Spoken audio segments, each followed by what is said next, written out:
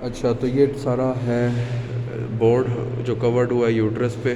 बहुत सारे पॉइंट्स इसमें कवर्ड हैं, ठीक है। और ये यहाँ से लिखा हुआ है length, width, thickness, weight, fundus, body, cervix, इनके आगे parts, supravaginal, vaginal, cervical canal, और फंडस जो है वो अबव यूट्रिन ट्यूब के एंट्रेंस पे है, ठीक है। बॉडी इस्तमस कितना है, यूट्राइन कैविटी कितनी है, हॉर्न्स और कॉर्नो कितना है, हॉर्न्स जो बने हुए हैं फलोपियन ट्यूब्स यानी उसी को हॉर्न्स कह रहे हैं। बॉडी बिलो ट्यूब जहाँ से ट्यूब एंटर होती है फलोपियन ट्यूब उसके नीचे वाले को बॉडी कहते हैं सर्विक्स, जिसका इंटीरियर पोस्टीरियर लिप होता है, मल्टी पेरस जिसमें प्रेगनेंसी ज़्यादा हुई होती हैं।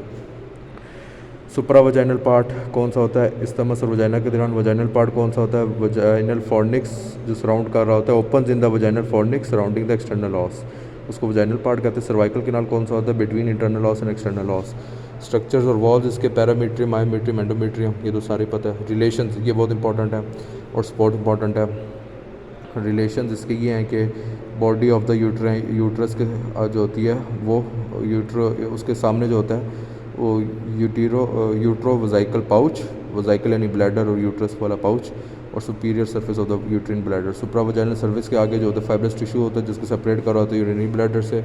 वजाइनल जो होता है वजाइनल सर्विक्स जो होता है वो हमारे पास उसके सामने होता है इंटीरियर फॉर्निक्स। फॉर्निक्स यानी जो उभरा हुआ हिस्सा होता है वजाइना का, अगर किसी जेली के अंदर आप पेंसिल डालो तो जो जेली नीचे से ऊपर जो साइडों पे लग जाती है उसको फॉर्निक्स कहते हैं।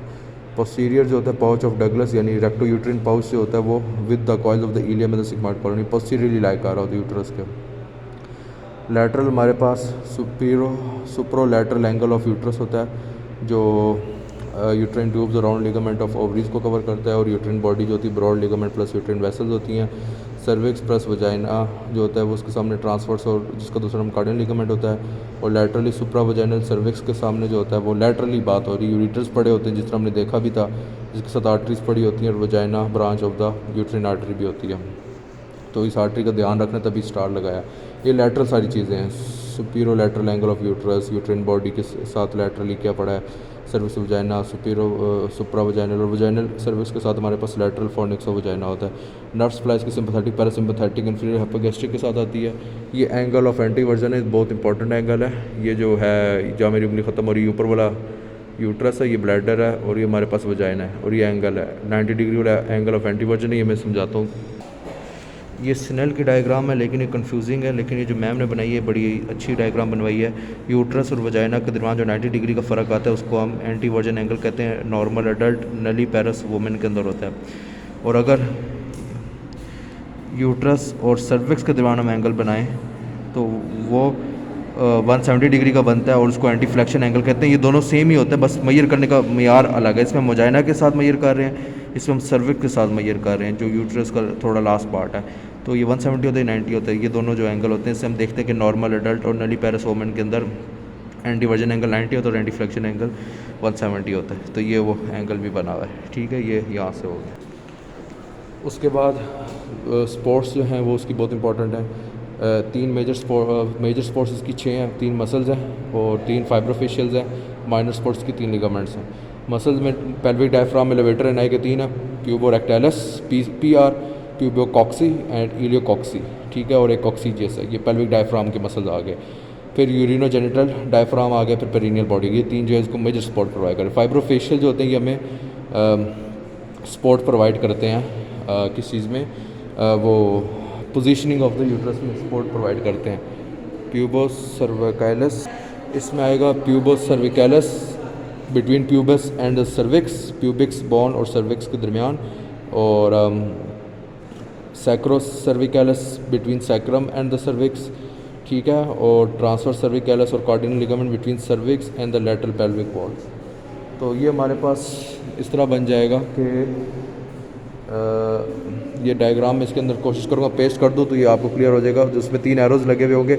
हॉरिजॉन्टल एरो जो होगा वो ये होगा, जो सैक्रम की तरफ एरो जा रहा होगा वो ये होगा, और जो प्यूबस की तरफ एरो जा रहा होगा वो ये होगा। तो ये जो 3 एरोज़ हैं ये पोजीशनिंग कर देते हैं यूट्रस की, तो ये सपोर्ट प्रोवाइड करते हैं और ये मेजर सपोर्ट प्रोवाइड करते हैं। इसके बाद माइनर सपोर्ट 3 लिगामेंट्स है, broad ligament, round ligament of uterus, round ligament of ovary. फिर ये डायनामिक और मेजर सपोर्ट जो है वो मसल्स प्रोवाइड करते हैं। Passive support specially for positioning anterior and anterior posterior, तो वो ये सारे फेशियल और लिगामेंट्स करते हैं। ब्लड सप्लाई तो इसकी ईजी है, इंटरनल इलियक यूट्रिन आर्टरी आ रही है जो क्रॉस करती है यूरेटर को to reach cervix at anterior os level, anterior os के लेवल पे होता है, और इसी आर्टरी का हमने ध्यान रखना होता है, इसके साथ यूरेटर्स पड़े होते हैं, ठीक है, तो ये करना है। और वेनस प्लेक्सिस जो होता है वो इंटीरियर इलियक का, लिम्फ जो है इसका फंडस पैराऑर्टिक लिम्फ नोड है, बॉडी जो है सर्विक्स का है, बॉडी प्लस सर्विक्स जो है वो इंटरनल और एक्सटर्नल इलियक लिम्फ नोड में ड्रेन होता है, जबकि जो fundus part of the uterus है वो पैराऑर्टिक लिम्फ नोड में ड्रेन होता है।